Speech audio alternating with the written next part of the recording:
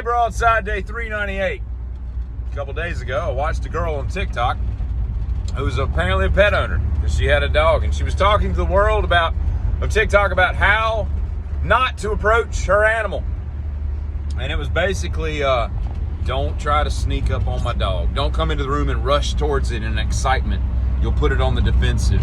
Raise its hackles. Don't come in with a palm down, and try to touch it that way. Don't pat its head. Don't come in with a palm up and try to go under its chin or let it sniff you. Don't let it sniff you.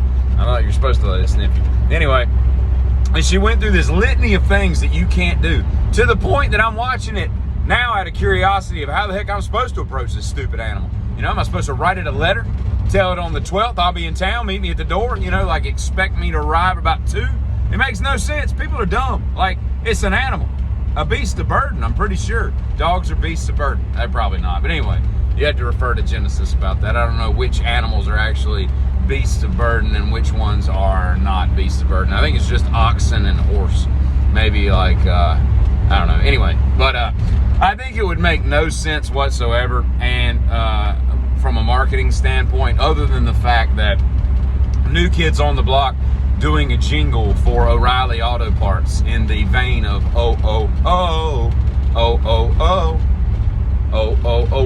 Auto Parts. Whip up something, mash up between those two songs. It just seems like it would be made in heaven, even though it has no sense whatsoever from a business standpoint or trying to attract new clients or customers, other than the people that shop there going, what are these people doing? Who the crap are the New Kids on the Block?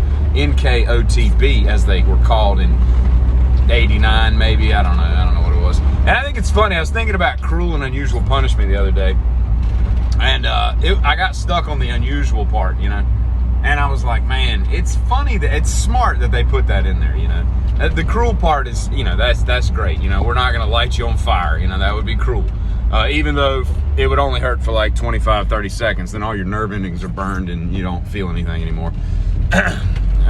Or unless you're a Tibetan monk, you don't feel anything at all.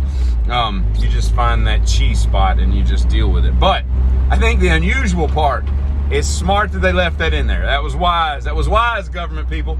You're not wise often, but you're wise there, because people would be coming up with some of the dumbest ways to kill people, in government, state-assisted death and whatnot, and it would just be really weird. Like, so here's what we're gonna do, Hank. We're gonna tie your upper lip to this helicopter, and then we're gonna tell it to take off. We don't know how this is gonna kill you or when, but that's what we're gonna do. And and then Hank's like, well, that's kind of unusual. Yeah, it is. It's very unusual.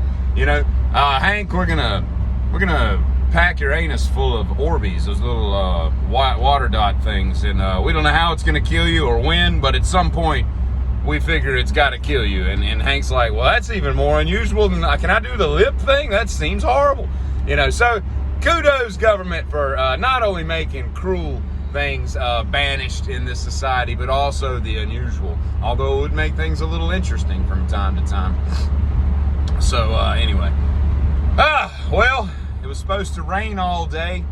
It rained like 20 minutes 3 times. One time very harshly, to the extent that I was mildly offended of what it was doing to my property. I walked outside and I'm like, let's tone it down, rain. But now we're dealing with a mildly humid day, and we're off to the races, literally, because it's opening night at the track. So we're gonna go smell some tires, burning clutches, and gasoline. Giddy up.